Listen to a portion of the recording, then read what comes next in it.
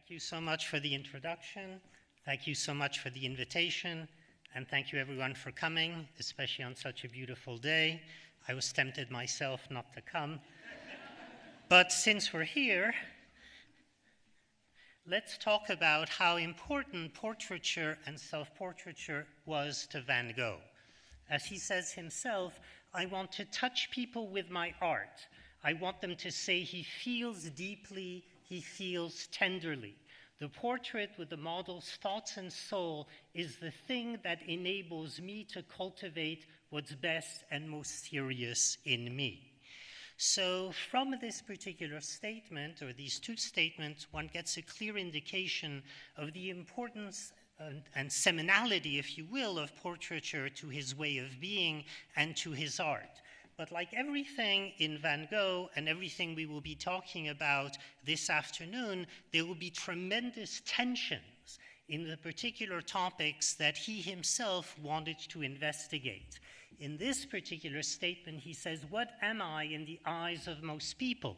A non-entity, an eccentric, or an unpleasant person, somebody who has no position in society and will never have. In short, the lowest of the low. All right then, if that were absolutely true, then I should one day like to show by my work what such an eccentric, such a nobody has in his heart. What preys on my mind is simply this one question: what am I good for? Could I not be of service or use in some way? So the particular aspect of portraiture, at least the first facet of which I would like to talk about, is physiognomy and the nature of the artist. Was he a genius or was he a madman? Here are two very famous representations of Van Gogh by himself. He depicts his particular facial features in a way that seems highly detached, highly unemotional as far as Van Gogh is concerned. But yet we know from his life history that this was taken, this was recorded at a time when the artist underwent tremendous psychological difficulties. After all, he cut off his ear, and not long thereafter, he committed suicide.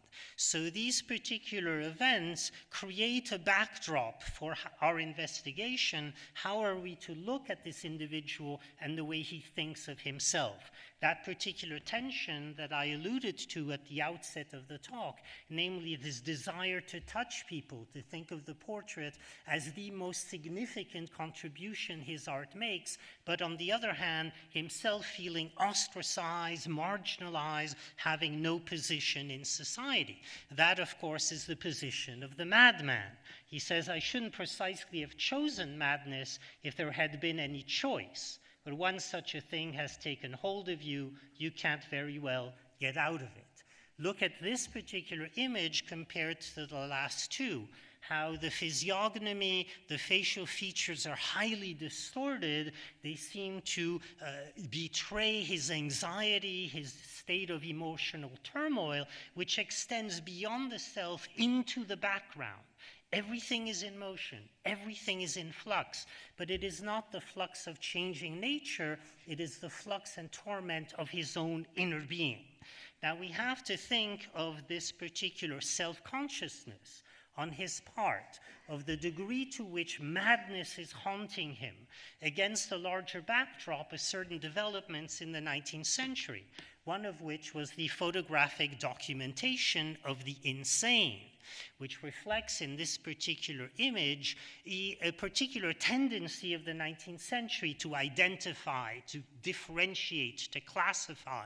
As you can see, all of these figures are labeled. This basically also an indication of a 19th century idea that the topography of the face, the exterior aspect of the human being, reflects the interior.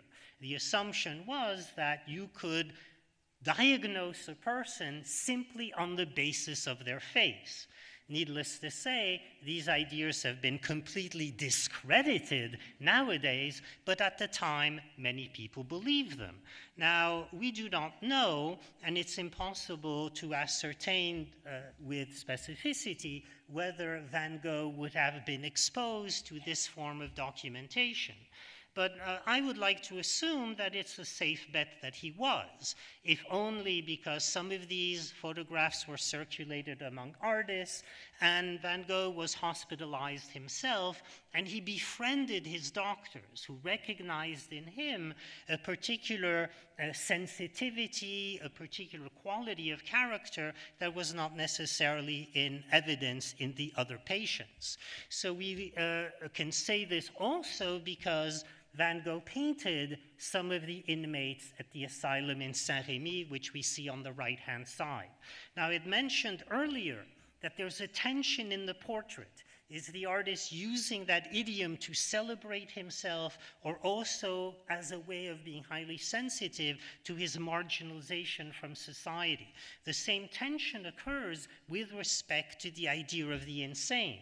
In one of his letters to his brother, he says, "One continually hears shouts and terrible howls as though of animals in a menagerie. I'm afraid of the other patients." And you can see that on the right-hand side, this is the inmate with which he painted at this time. The picture is damaged, but it seems to indicate the degree to which the artist, again, is interested in the physiognomy of the figure and how that physiognomy may translate the inner state of turmoil that the figure is experiencing. But he also says, it's strange that when one is with them for some time and is used to them, one no longer thinks about their being mad. So here is again another tension. He is afraid of the other inmates, and yet he begins to sympathize with them to the point that he no longer becomes conscious of their insanity.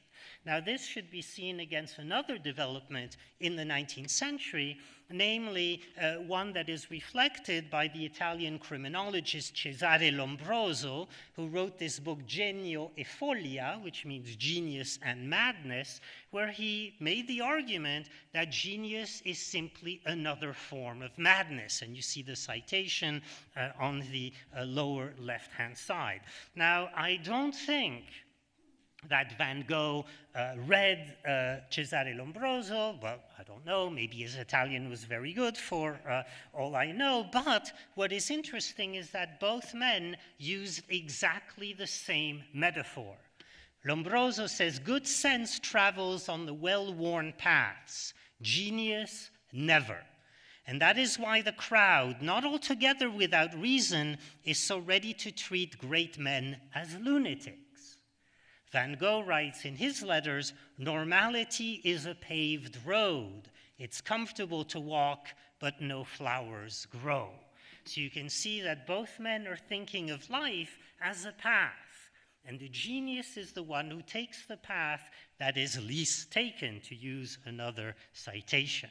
Now, in this particular moment in time, philosophers were debating the idea of genius. And Friedrich Nietzsche, especially its connection with insanity, wrote the following: all those superior men who felt themselves irresistibly urged on to throw off the yoke of morality had no other resource, if they were not really mad, than to feign madness or actually to become insane.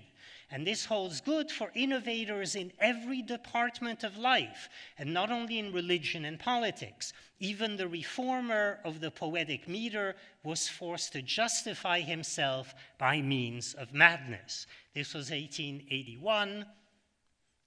By 1889, Nietzsche had gone insane himself.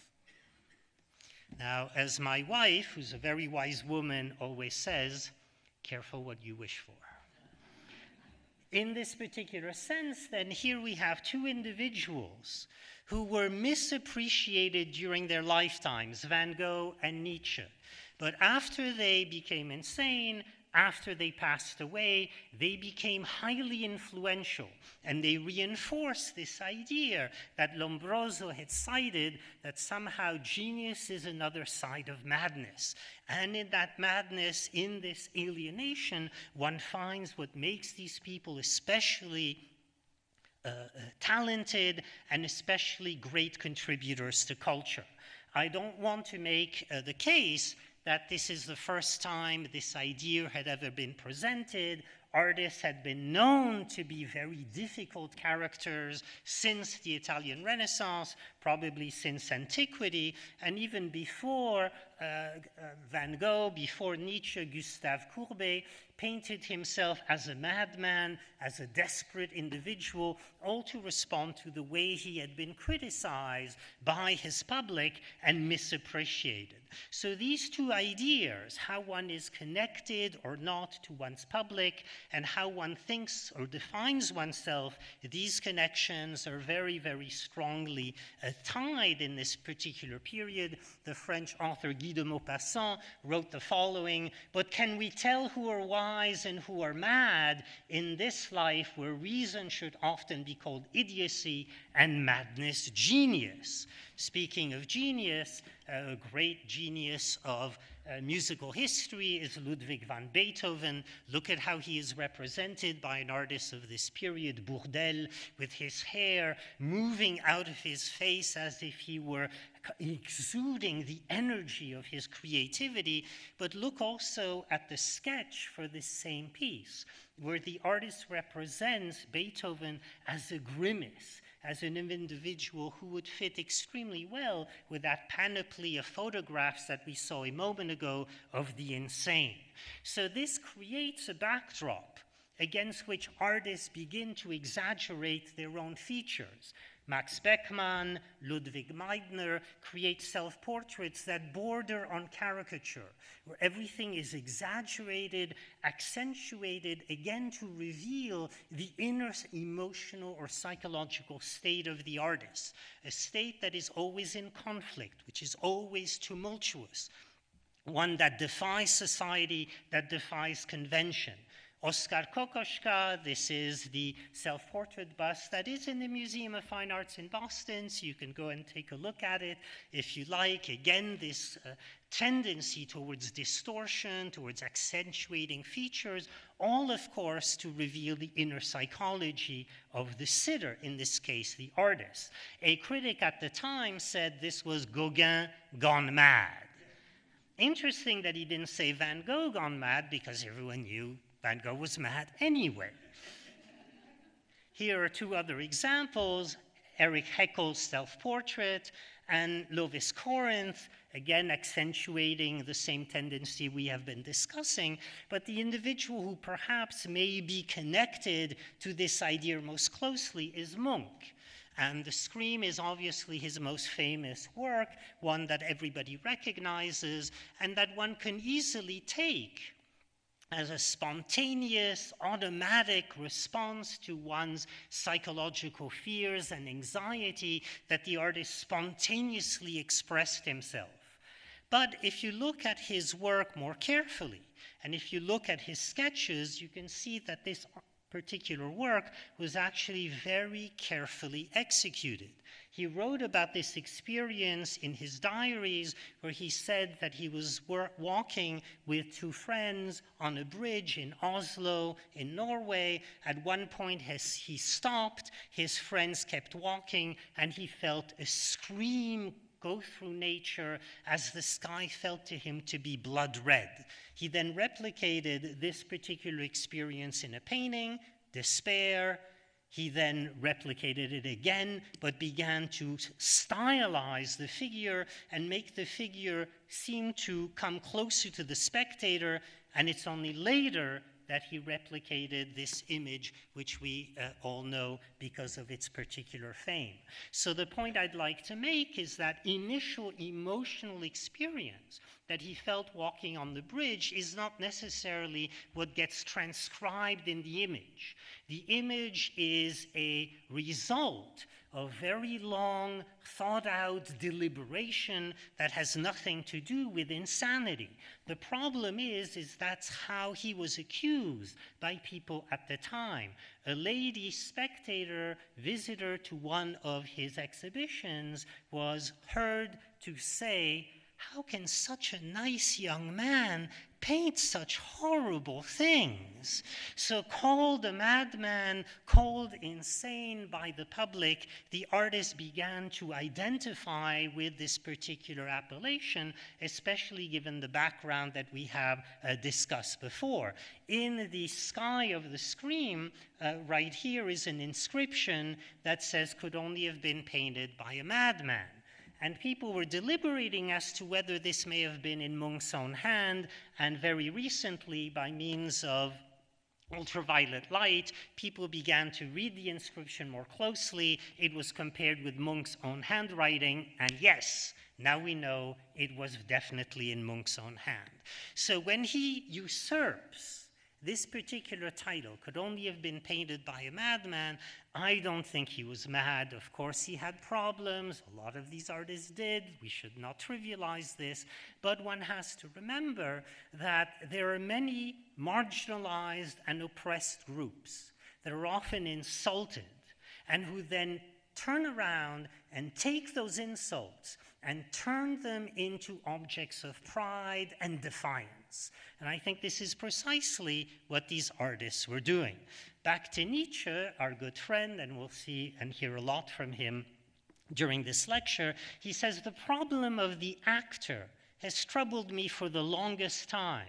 I felt unsure whether it is only from this angle that one can get at the dangerous concept of the artist, a concept that has so far been treated with unpardonable generosity, falseness with a good conscience, the delight in simulation, exploding as a power that pushes aside one's so-called character, the inner craving for a role and mask, for appearance. All of this is perhaps not only particular to the actor. He seems to be saying that artists are creating things in a highly performative way. Think about Max Beckmann's Self-Portrait 1901, and you could easily think of him as a lunatic, but he also portrays himself in tuxedo, dinner jacket, in command of himself, in command of his personality. The same can be said of Egon Schiele, who depicts himself on the right-hand side as though he were in a straitjacket in a padded cell in some lunatic asylum somewhere, and on the left as a fashionista, basically modeling a white suit that he designed himself. All of which again suggests that artists, I love them, I spend my entire life studying their work and doing as much as I possibly can to discern their mindset and their point of view, but you can't always trust them. And I think that someone like Nietzsche, even though he did go insane, was extremely clever in using performativity and acting as a way of understanding their way of creating.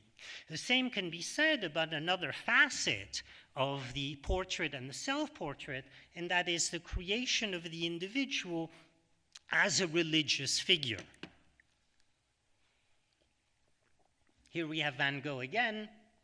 I think that everything that is really good and beautiful, the inner, moral, spiritual, and sublime beauty in men and their works comes from God. And everything that is bad and evil in the works of men and in men is not from God, and God does not approve of it. Christ is more of an artist than the artist. He works in the living spirit and the living flesh. He makes men instead of statues. So now again, we're going to see that the artist begins to empathize not just with the insane, but also with Christ and religious figures.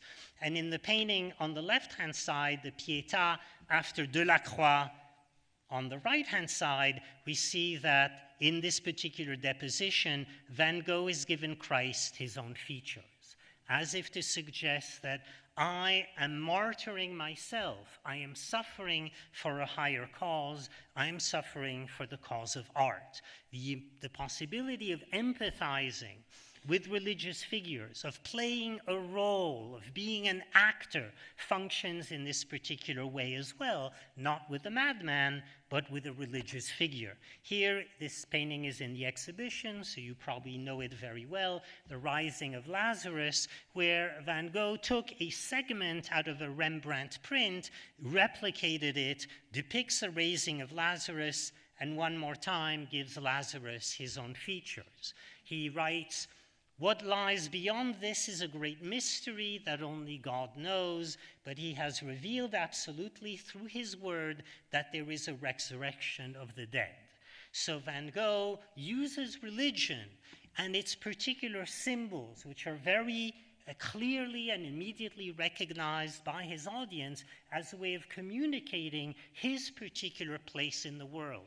Maybe if Christ had been ostracized but wanted to have a greater message to participate, to communicate to individuals, he could do the same. He depicts himself here as a Buddhist monk, again an individual who is an ascetic, who is undergoing privation, all again for a noble higher cause. Again, I don't want to say, as I did with the artist depicting him or herself as an insane patient, that this identification with religion and with Christ and religious figures is unique to Van Gogh, or that it started at this time. Albrecht Dürer, very early in the 16th century, depicted himself very much in the style of Christ, both on the left-hand side and on the right-hand side, where he depicts himself as the man of sorrows. So did Samuel Palmer, where he depicted himself as Christ. And we find that, again, an extremely perceptive statement on this topic comes from our dear friend Friedrich Nietzsche. "The mightiest men have hitherto always bowed reverently before the saint, as the enigma of self-subjugation and utter voluntary privation. Why did they thus bow? They divined in him, behind this frail and wretched appearance, the superior force which wished to test itself by such a subjugation, the strength of will in which they recognized their own strength and love of power and knew how to honor it. They honored something in themselves when they honored the saint." Very perceptive for a crazy dude. This idea, therefore, of depicting oneself as a saint became extremely popular in this period. Egon Schiele depicts himself as Saint Sebastian, and so does Alfred Kubin, the artist, saying, yes, we are misappreciated by our public. People insult us and call us insane, but we are willing to suffer as saints were willing to suffer for their faith, because we believe in what we will contribute to culture and to civilization. It does not necessarily mean that these artists were pious, but it does mean that they knew how to appropriate particular formula and readjust them for a new cause. Leo Tolstoy, very famous, of course, for his great novels, War and Peace and Anna Karenina, also wrote a fascinating book called My Confession, where he wrote about his early years and the other writers with whom he spent a great deal of time. And he said, as a young man, I socialized with writers who, while not especially pious, thought of art as a religion and themselves as its priests. So we have the way in which religion, without necessarily taking the actual dogma of faith, could be used very, very cleverly for artists as a mode of image management or symbolic self-completion to represent themselves through its particular guises. Now, I said earlier that there's always going to be tension in the topics, in the issues that we will discuss, and just as there was one with portraiture, the self-portraiture, there will be one with religion as well. Here, Van Gogh writes, "That God of the clergymen, he is for me as dead as a doornail. But am I an atheist for all that? The clergymen consider me as such, be it so, but I love, and how could I feel love if I did not live? There is something mysterious in that. Now call that God or human nature or whatever, but there is something which I cannot define systematically, though it is very much alive and very real, and see that as God or as good as God. So again, just on one hand, we find him celebrate religion. Here we find him also very ambivalent and ambiguous about it. And he again was not the first to look at this detail of Michelangelo's Last Judgment, which represents Christ, Mary, and St. Lawrence here. Some commentators, even during Michelangelo's own lifetime, looked at St. Lawrence, who was flayed alive, that's why he is holding his skin, that there is a direct line from the skin of St. Lawrence to Christ, who is damning or sending the damned into hell. And people notice that these features don't look like Lawrence, but they look awfully close like the portrait of Michelangelo. So could Michelangelo be fearing damnation? Could he be speaking to his own feelings of unworthiness in this particular work? So we have the artist depicting himself as a martyr, as Christ, or we have the artist depicting himself also as someone who fears not being deserving of salvation. Look at this self-portrait by Caravaggio in a depiction of David with the head of Goliath. But the artist does not depict himself as David, he depicts himself as the sinner, as Goliath. How then are we to interpret this, if not as the artist thinking about his unworthiness, thinking about the fact that perhaps he does not deserve salvation? So religion could be used as a way of glorifying the artist if he or she depicts him or herself as Christ, or as a way of depicting their sinful nature.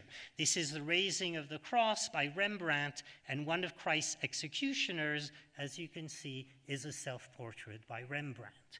Now, in our particular period, we have artists playing on this ambivalence and using these dichotomies, these tensions, these contradictions within the same self-portrait.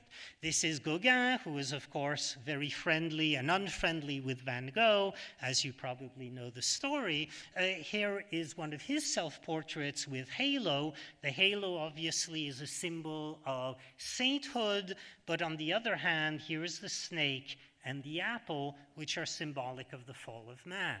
So which one is he? Is he a saint? Is he a sinner?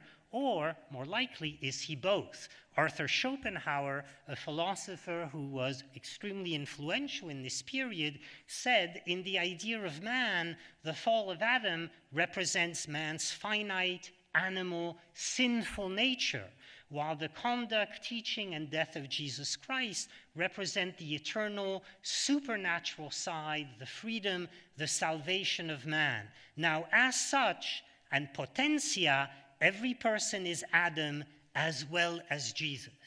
So it is not that we are one or the other, but that these two facets of our personalities, of our being, are continuously in conflict, which suggests that, again, human beings are not of a piece. They're extremely complicated creatures, and the images that artists make of themselves reflect this complexity.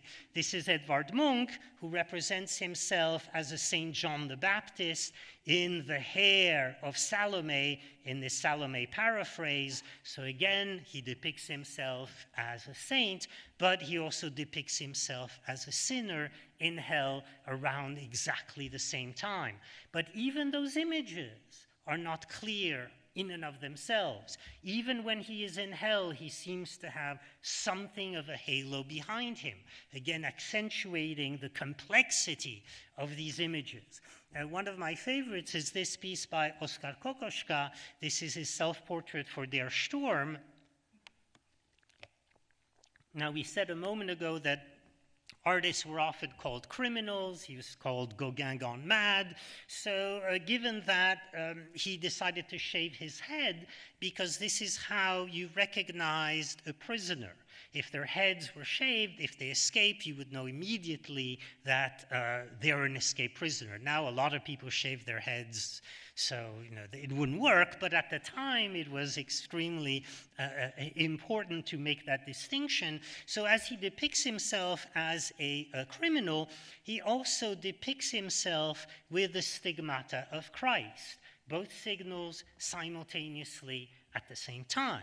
And this goes back to the idea of how Christ displays his wounds. Here's a very, very typical painting of this topic on the left-hand side, but also after the resurrection, all of the apostles recognize Christ as having been reborn, but Thomas, who's the doubting Thomas, will not believe until he puts his fingers into the wound. So what we have in Kokoschka's work is again the self-display of the wound and the doubting touch of Thomas, again simultaneously in the same image. So this idea of artists depicting themselves as Christ is extremely widespread in a period when religion itself was highly controversial and rejected by many of those same modern artists who depicted themselves this way. Another example is Max Oppenheimer, whom Kokoschka reviled because he thought he had ripped him off and that he was a complete plagiarist because his representation of his self-portrait is so close to Kokoschka's on the left. And even Nietzsche, who said God is dead, published an autobiography whose title is Ecce Homo, Behold the Man, the words that Pilate spoke when he presented Christ to the temple.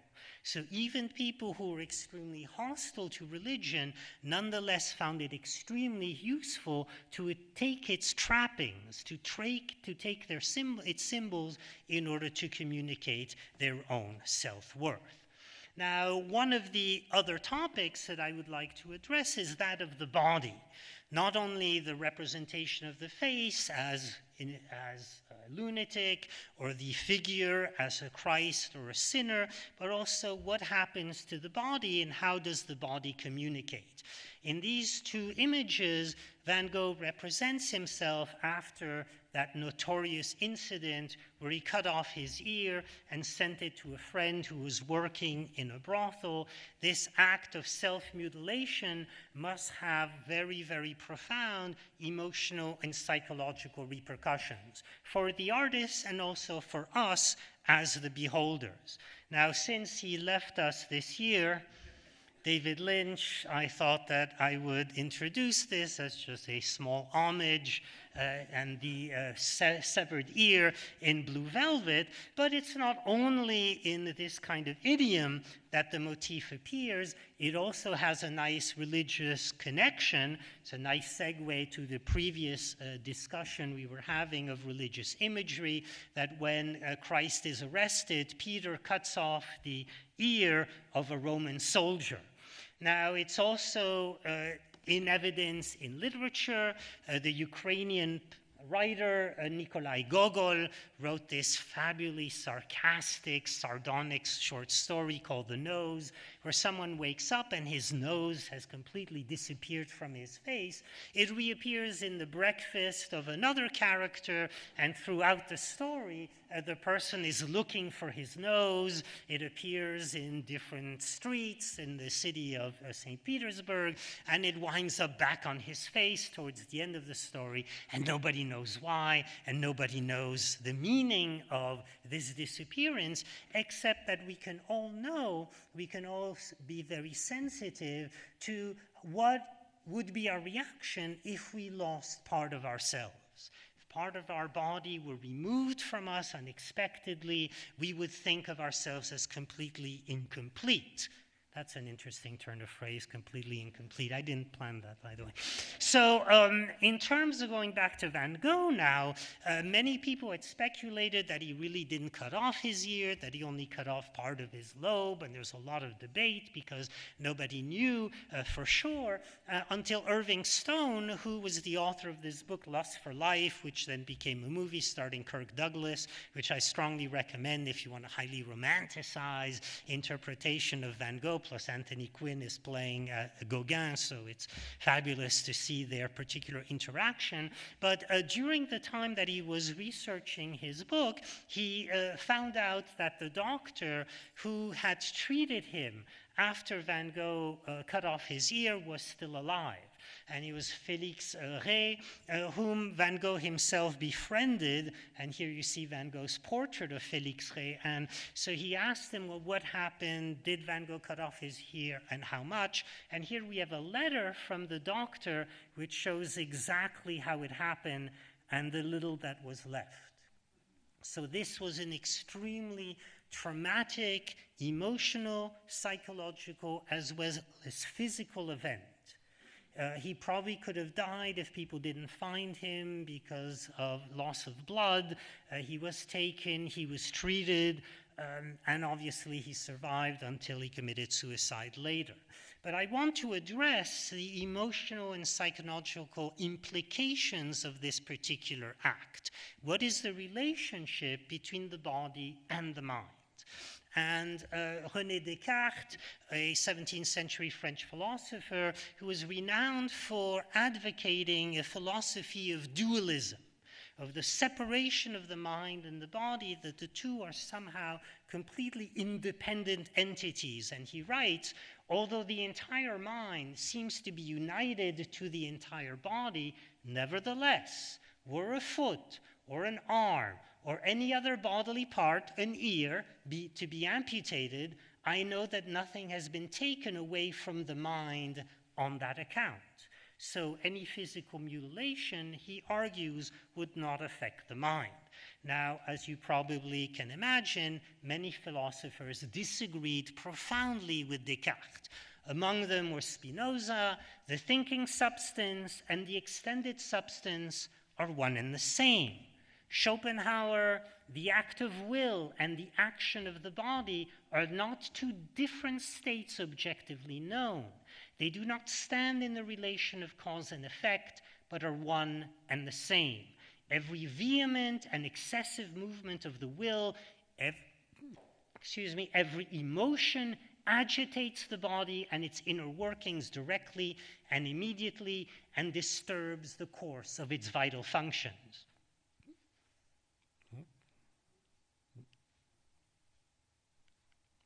Sorry about that. And Karl Jaspers, the unity of soma and psyche seems indisputable. So this particular mindset, in direct reaction against Descartes, began to take hold in the time when Van Gogh was working and after. Artists who wanted to represent their emotional traumas did so by physical means.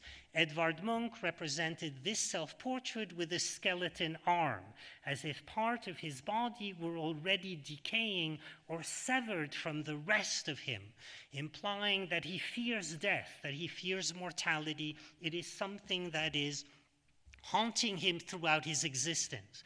On the right-hand side, Ernst Ludwig Kirchner, on leave from the war where he served as a soldier, depicts himself with an amputated hand, although no such injury ever befell him. What he seems to be suggesting is that his emotional trauma, his experience in the war, everything he has witnessed, how all of this has affected him, has basically prevented him from working. So he depicts himself as if his right hand were amputated. All of the emotional and psychological sensations he feels are transcribed in a physical parallel, in a physical analog. Egon Schiele depicts himself without arms, without feet, again to transcribe the same feelings of alienation, the same feelings of anxiety. A contemporary neurophysiologist called Antonio Damasio wrote a fascinating book along these lines. It's called The Feeling of What Happens. And in this book, Damasio argues that the brain creates, metaphorically speaking, a map of the body for itself. And it uses this map to regulate automatic functions like breathing, heart rate, blood pressure, etc. And this map, he therefore hypothesizes later, provides a rudimentary sense of self. So extrapolating from this idea, if this map were to be disturbed, if this map were to be damaged in any way, the mind and the body, in a sense, function as one.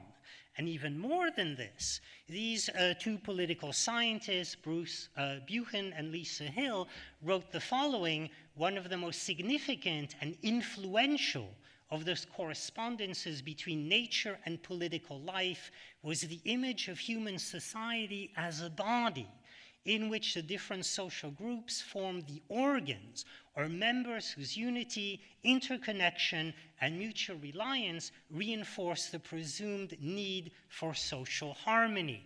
The implication, the body becomes a powerful metaphor for society as a whole. And a severed body implies a severed culture, a severed society. Think about this particular image. Watson and the Shark, which also hangs at the MFA, by the way, depicts a particular event from Watson's life history. This occurred in Cuba, which was always controlled by the Spanish, except for 1 year where the English managed to take hold of it. And Watson, who was an English aristocrat, decided to take a swim here in Havana Harbor until Jaws came to attack him and he lost his leg.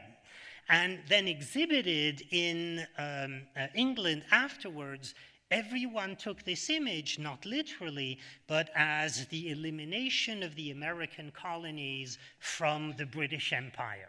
So you can see how cleverly the human body, how effectively it can function as a broader metaphor for the harmony of society, for the harmony of political organization. By the way, when Paige introduced me, she mentioned that I wrote on the Cuban artist Wilfredo Lam, and I went to Cuba, of course, to do research on his work. And as I'm in the hotel having breakfast, I look out over the terrace, and I see these buildings. I said, holy crap, Watson and the Shark, this is where it happened.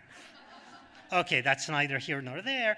Going back to our discussion, this is why I think the idea of the fragmented body occurs so frequently in contemporary art. Here are just several examples. Bruce Nauman, Kiki Smith, and Robert Gogh represent the fragmented body, again, as a metaphor for the fragmented self or fragmented culture. I often kind of fantasize that this may be Watson's leg that he lost in Havana Harbor all these years ago. So we were talking about the self-portrait.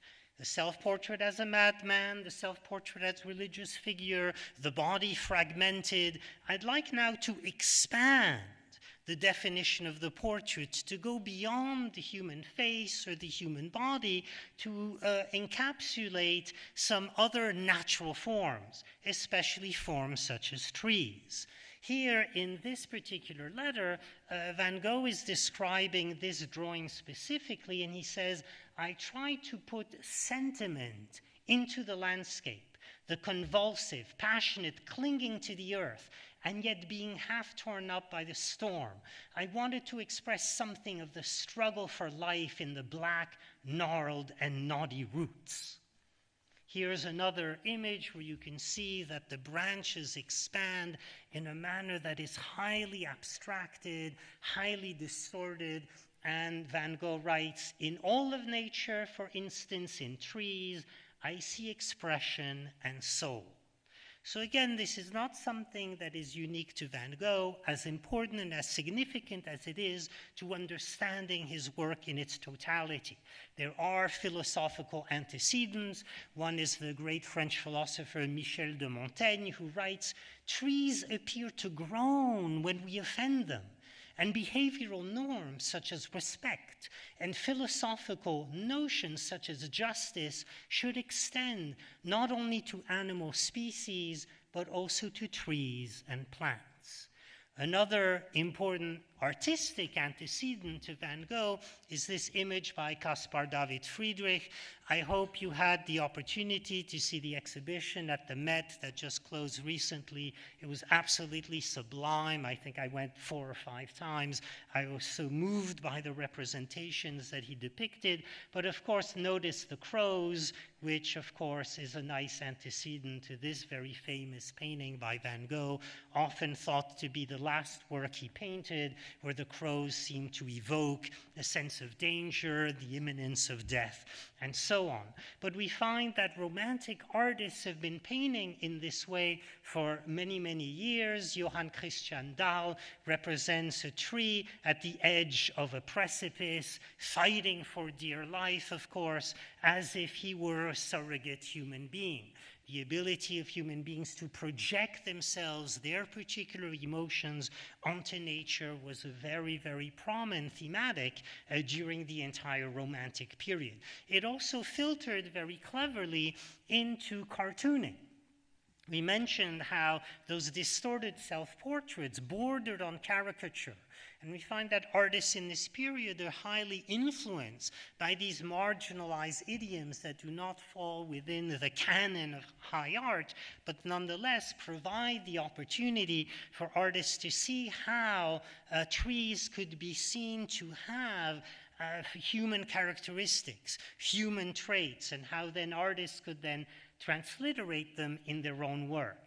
This is one of those fabulous images by Van Gogh, the parsonage garden in winter. You can see that these particular branches now are no longer branches. They look more like nerve endings, veins or arteries, things that exist in the inside, not the outside of the human body.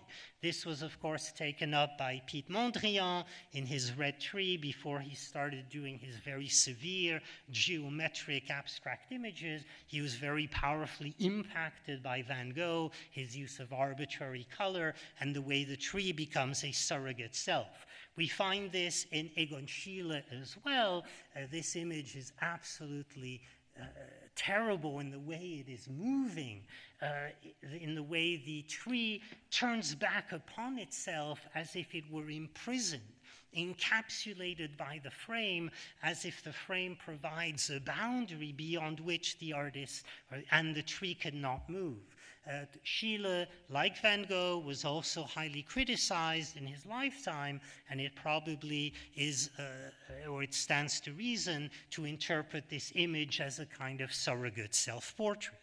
Now, we can say that artists are kind of crackpots, that this is a matter of complete projection, that inanimate objects do not have emotions and feelings, but more recently there has been a tendency among some evolutionary biologists and botanists to consider the fact that, well, plants may have feelings, that maybe philosophers like Montaigne weren't that crazy after all. So Peter Tompkins and Christopher Bird wrote this book, The Secret Life of Plants, and it's one of many that treat this particular topic.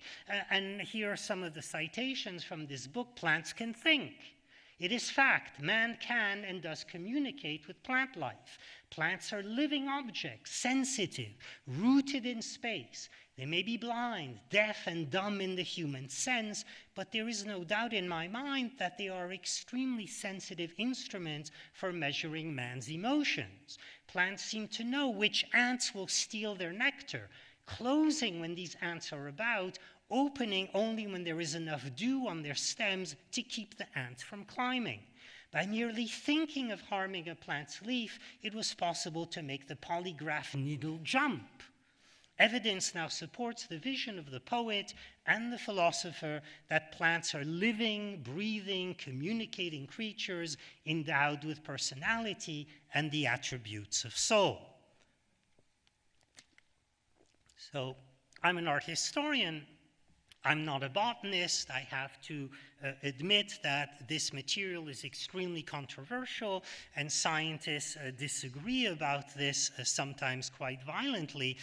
From my own experience, I can only relate a story where my downstairs neighbor, and she's in the audience here, she could attest to this at the end of the lecture, she was going on a trip, and she asked me, Claude, could you come and water my plants while I'm away? And I said, sure, of course. And when she came back, she said, Claude, what did you do? I said, what do you mean? My plants never looked this good before. And I said, well, I sang opera to them, so. I thought I'd leave you with this also.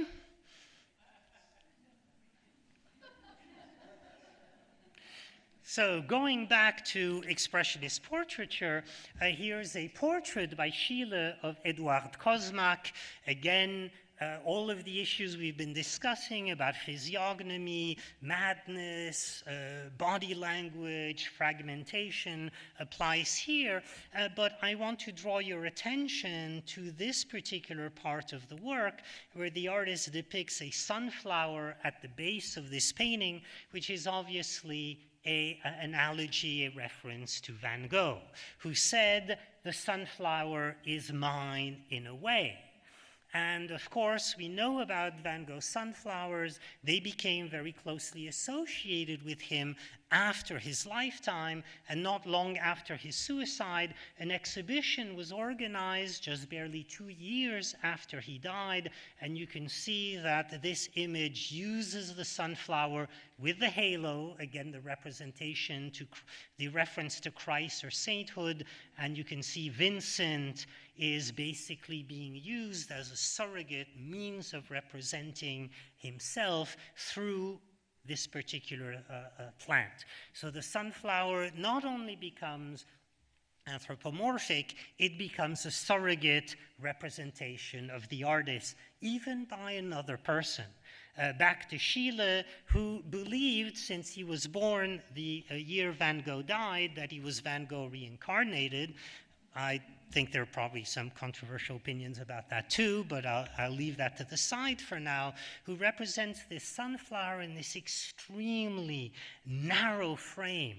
And look at the fragility with which the leaves, the flowers, and these particular branches are depicted, again, as if the figure were encapsulated, imprisoned within the four corners of the edge of the piece.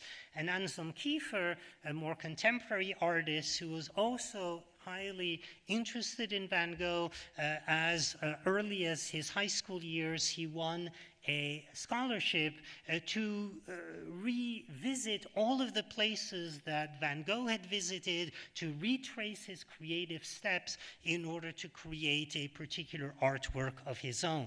So throughout his life, and we'll get back to him in a moment, we see that Kiefer seems to again use that idea of the sunflower as surrogate self and as a means of representing Van Gogh too. So we want to expand now our discussion even further beyond trees to inanimate objects.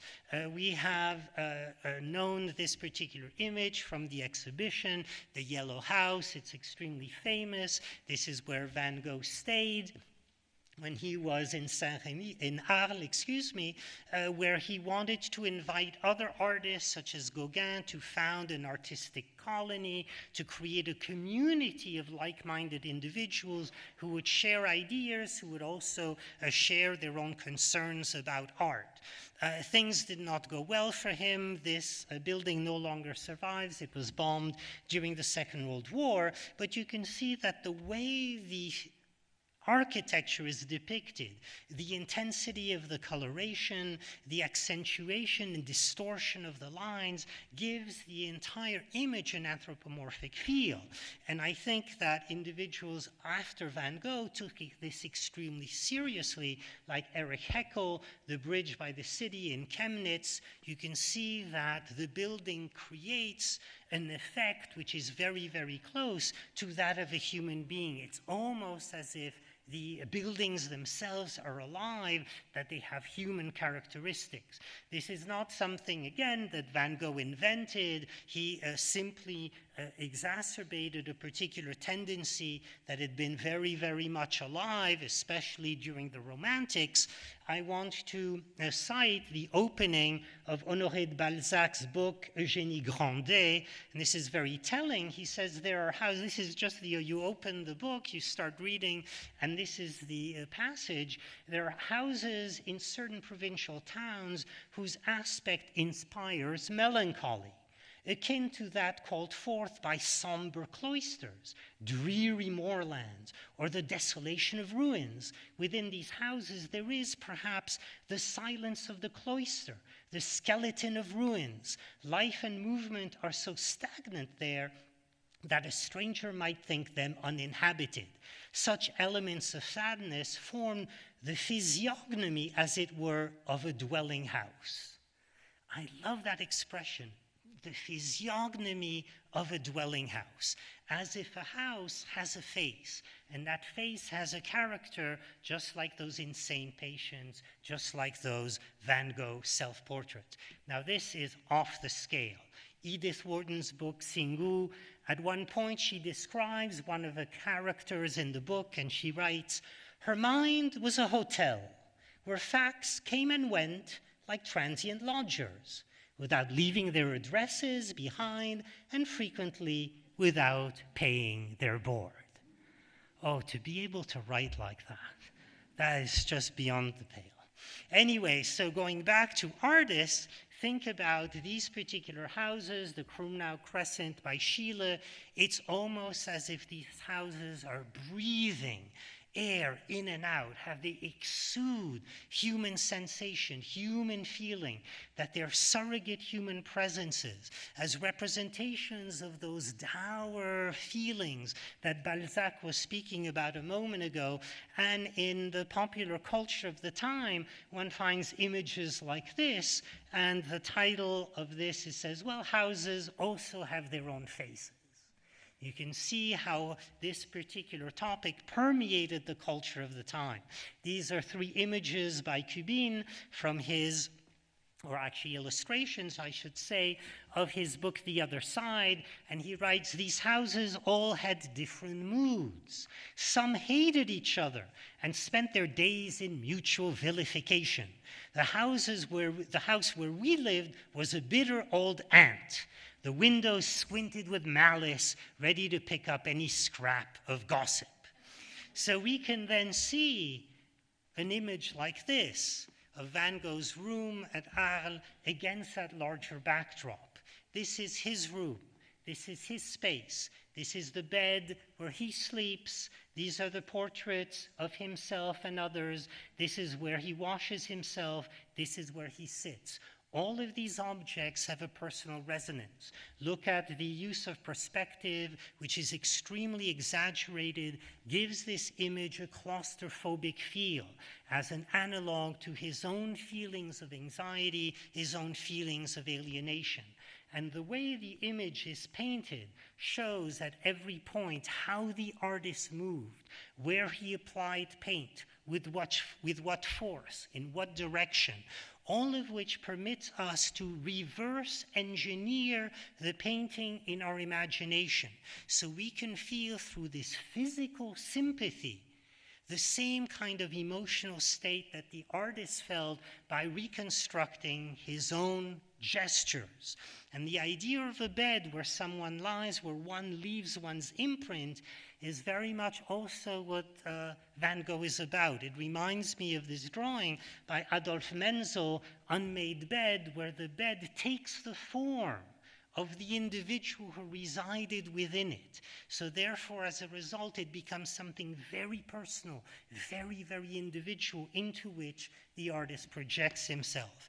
In this image, Schiele, again, remember, he thinks that he's Van Gogh reincarnated, depicts his own room as an homage to Van Gogh from a slightly higher vantage point, but again, look at the fragility with which each object is depicted. It's almost as if each object has a human presence. It is something upon which he projects his own emotions. And if you look at this detail, you can see again every gesture, because here he has not thickened his pigment the way Van Gogh did, but he has diluted it in such a way that again you can retrace, reverse engineer every gesture, every motion. And as if that were not personal enough, he scratched with the other side of the brush his own signature and the date 3 times. Egon Schiele, 1911, Egon Schiele, 1911, Egon Schiele, 1911. The house becomes a kind of mental space, as a surrogate, as an analogy for the mind. And it is no wonder that Sigmund Freud wrote the following: the psychoanalyst, like the archaeologist, must uncover layer after layer of the patient's psyche before coming to the deepest, most valuable treasures.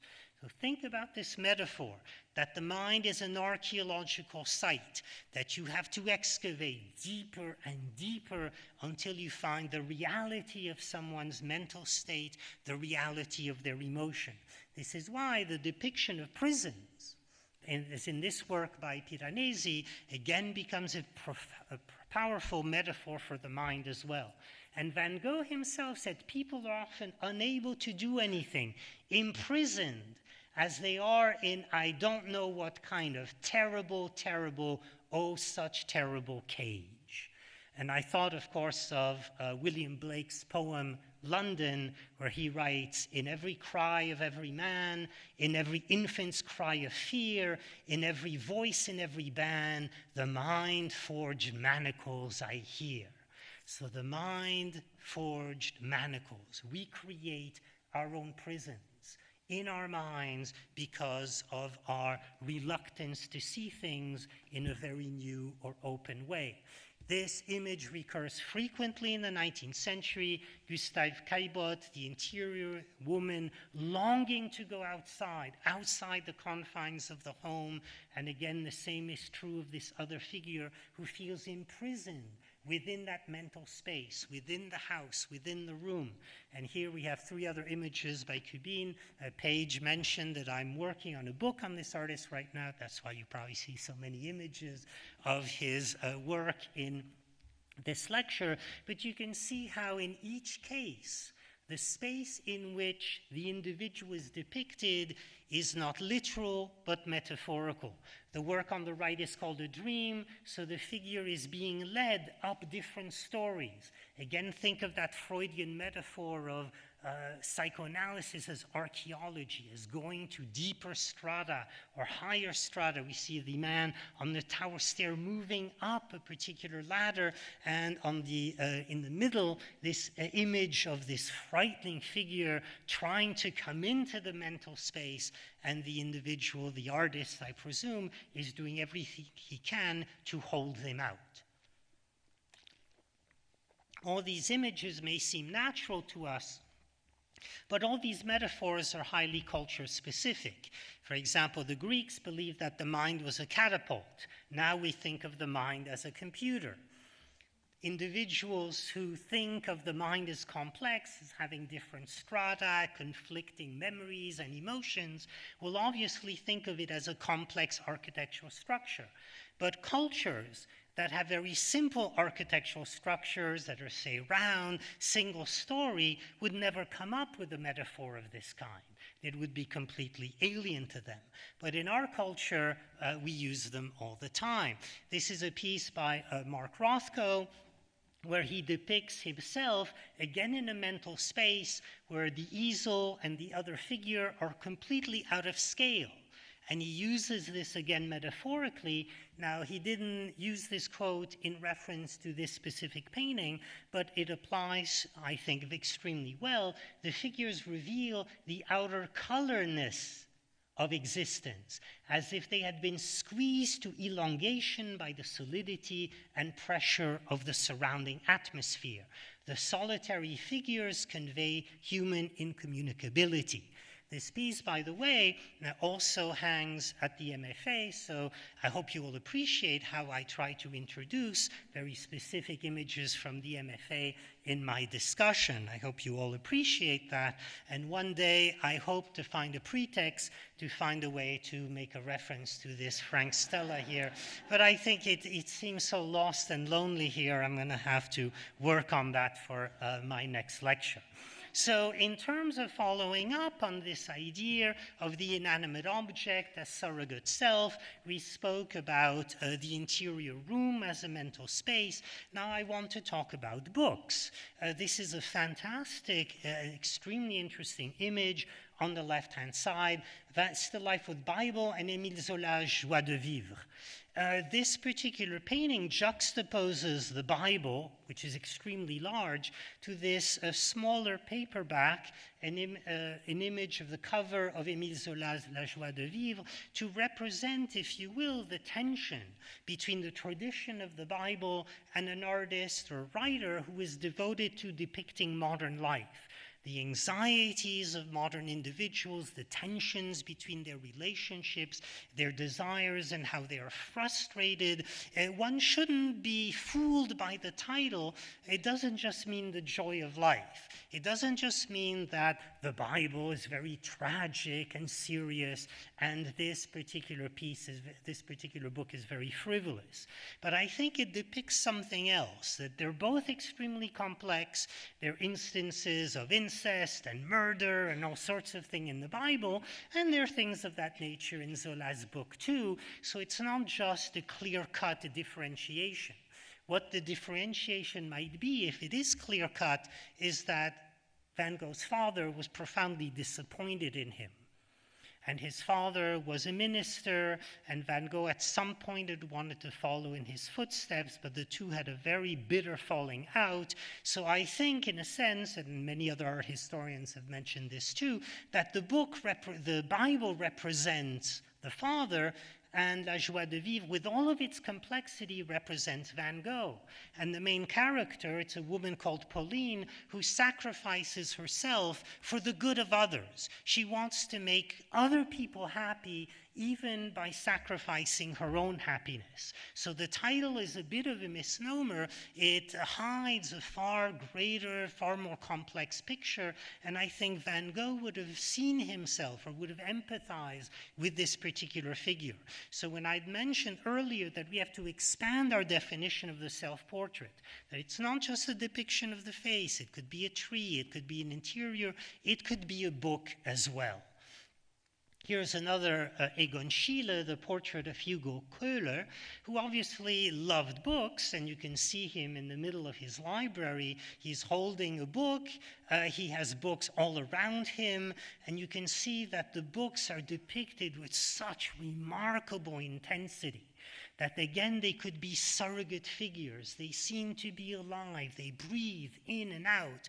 And what I find especially fascinating is that you can see these books as a prison, or you can see these completely differently as a kind of defensive line, as a mode of protection from the external world. And it reminded me of a line by the German philosopher Martin Heidegger, who said, "Language is the house of being."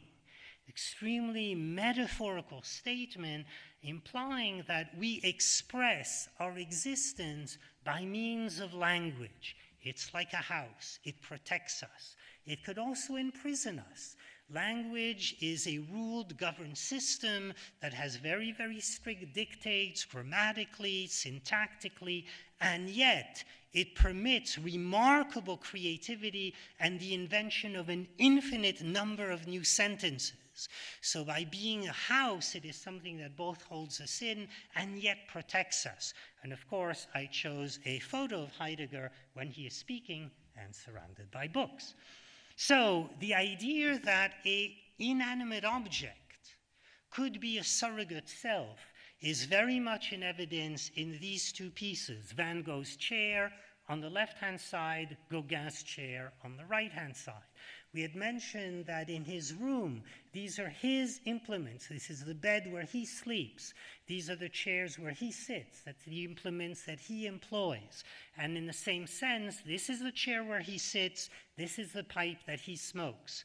Van Gogh left, which caused a great deal of anxiety for Van Gogh.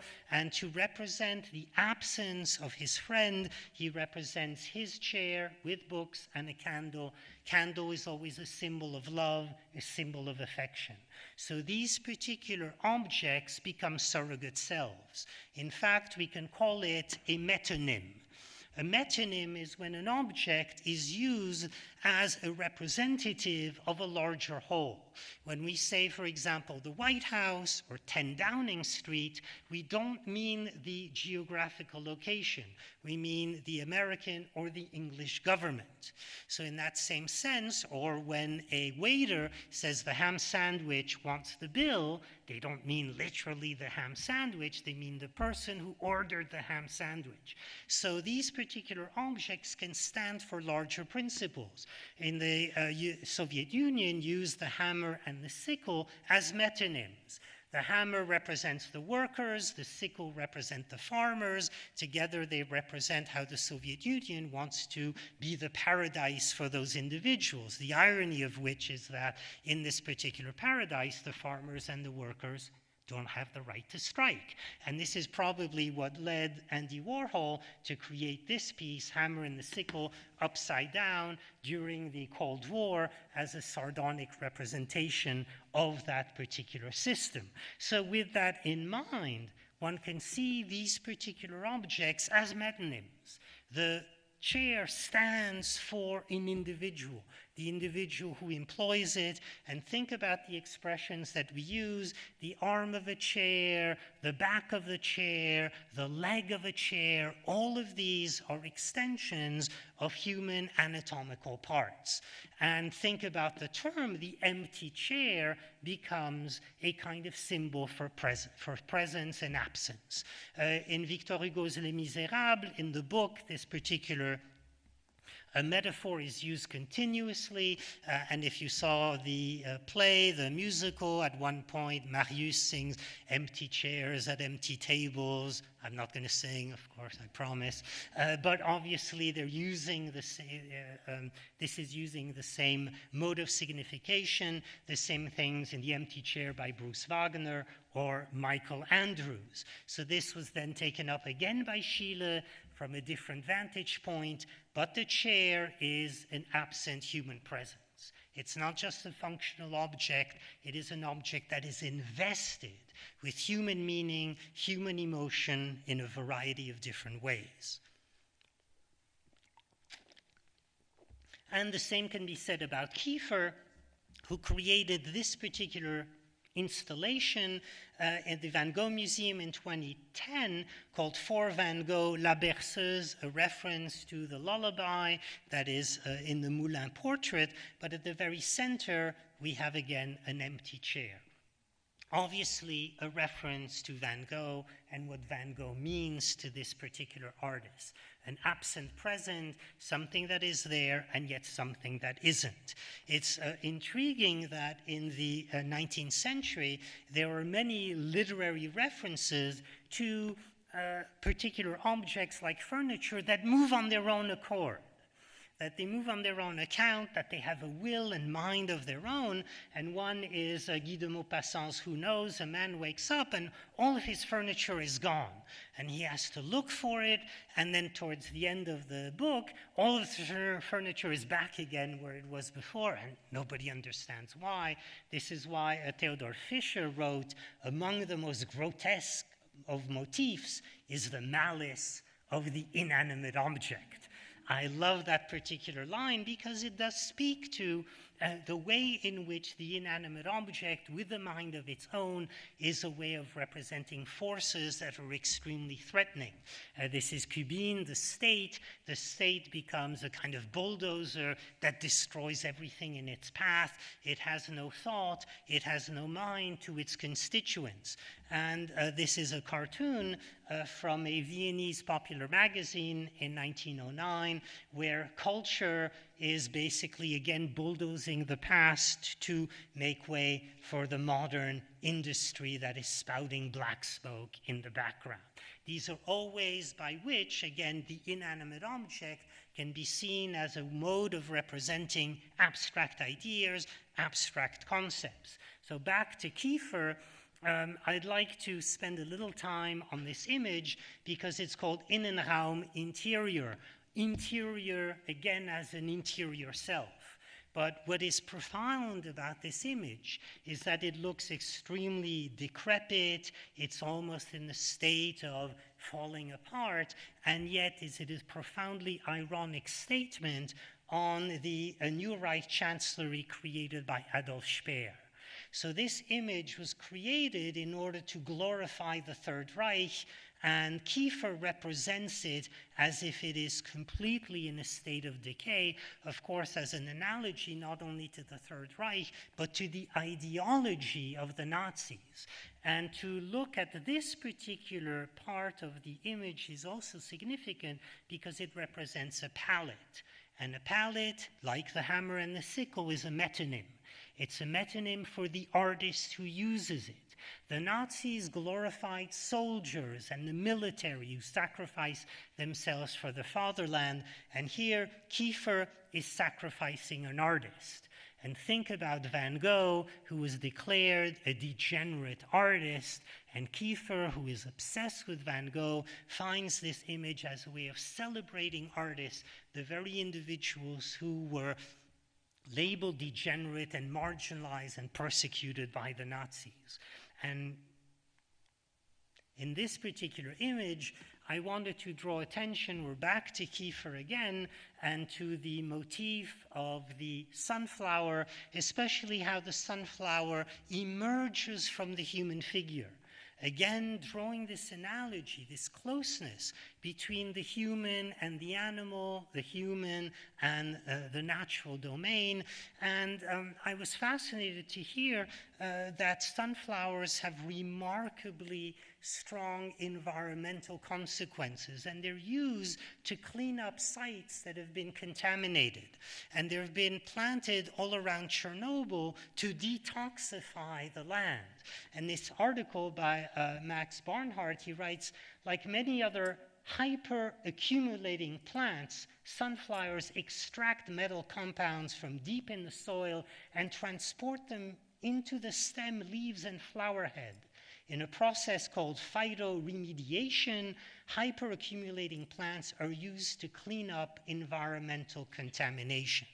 So it's almost as if the way Van Gogh used the sunflower as symbolic of his self, which then Kiefer then reapplies here as a way of extracting all the toxins from his own personality, from his own psychology to create something greater. Look at this particular piece by Kiefer, where he uses straw, he uses natural materials to evoke, of all things, Van Gogh's Starry Night and its particular movement. It's as if we are exchanging domains, the terrestrial versus the celestial, the material versus the spiritual, all, of course, to make a reference to this image, where again, the particular strict categories that we often apply to the world, sanity, insanity, nature versus culture, human versus environment, inanimate versus animate, that all of these things are arbitrary constructions, that these are artificial methods that we impose upon natural phenomena, and we use them so often that we later think of them as natural. But in reality, perhaps they are part of a continuum, that these arbitrary divisions prevent us from seeing the connections between things. And Van Gogh wrote, the best way of knowing God is to love many things. This person, this thing, whatever you like, and you will be on the road to understanding him better. But you must love with a sublime, genuine, profound sympathy, with devotion, with intelligence, and you must try all the time to understand him more. That will lead to God. In a sense, we see this pantheistic attitude on the part of this artist, where you have the earth and the sky, the natural and the man-made, the religious, the church, and the secular, all interacting together in one phenomenal field of force. And I saw a program on Nova just recently, which I found exceptionally fascinating, where an evolutionary biologist, Tony Kears, writes this: "We are in a whole new era of science right now. We used to categorize things, but now we are in an era that studies interaction. It's going to be about understanding the interactions between all organisms in an ecosystem and saving those interactions." Well, Van Gogh said, I want people to know what a madman, what a misfit like me can contribute. Well, this is one of the things I think he can. Thank you very much for your attention.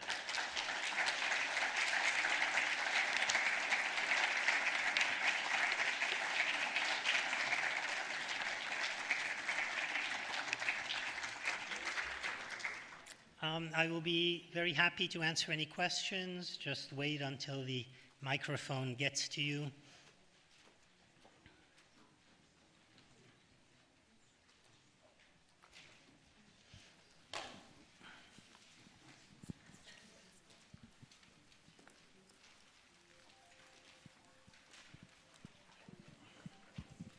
Thank you so much. I really enjoyed that. Oh. It is on.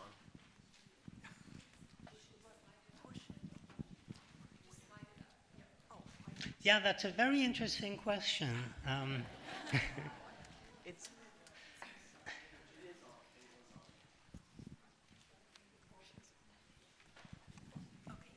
It should be on.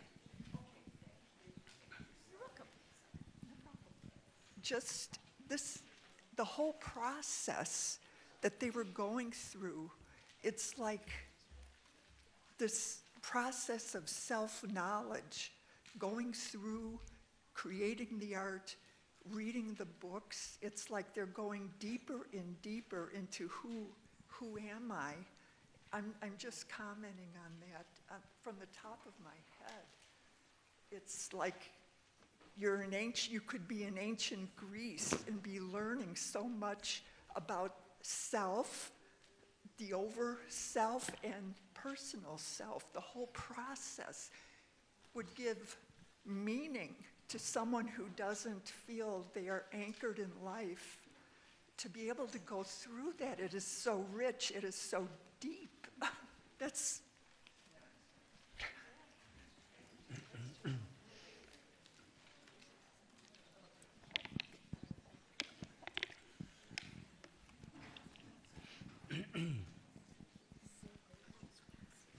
Other questions?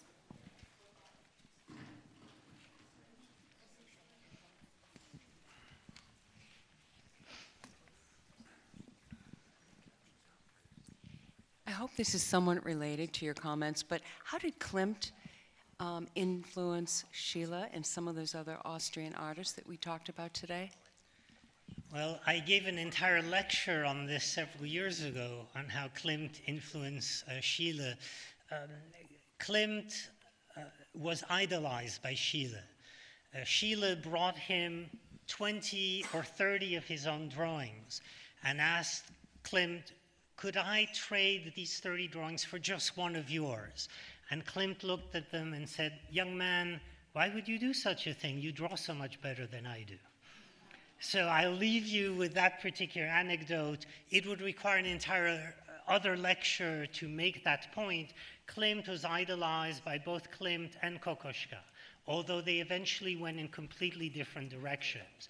And it has to do with their attitude towards ornament and how ornament was extremely valorized at the turn of the century. If you go to Vienna, you can see all of the Art Nouveau buildings that are full of ornament, and you can see this in Klimt's paintings when he uses gold and gold leaf everywhere. But these artists, while first initially mesmerized by this, reacted against it in a very, very powerful way also, because ornament was extremely controversial. It had its defenders and its detractors, And some people began to think that ornament was criminal, it was superficial, it only depicted what was on the surface. And if you think about the Kokoschka self-portrait bust, which I showed you, it almost depicts the human figure as if it were flayed alive. And that's another metaphor. Basically, the artist is saying that Klimt keeps you on the surface, but I'm probing the inner self, the inner psyche of my sitter, of myself, so therefore my work is more psychologically profound. It's an analogy to Freudian psychoanalysis. Thank you so much, Claude. Unfortunately, we are out of time. We will be back in the fall with a bunch new course series. And if you have a moment, please fill out that survey. We'd be very grateful. Thank you very much.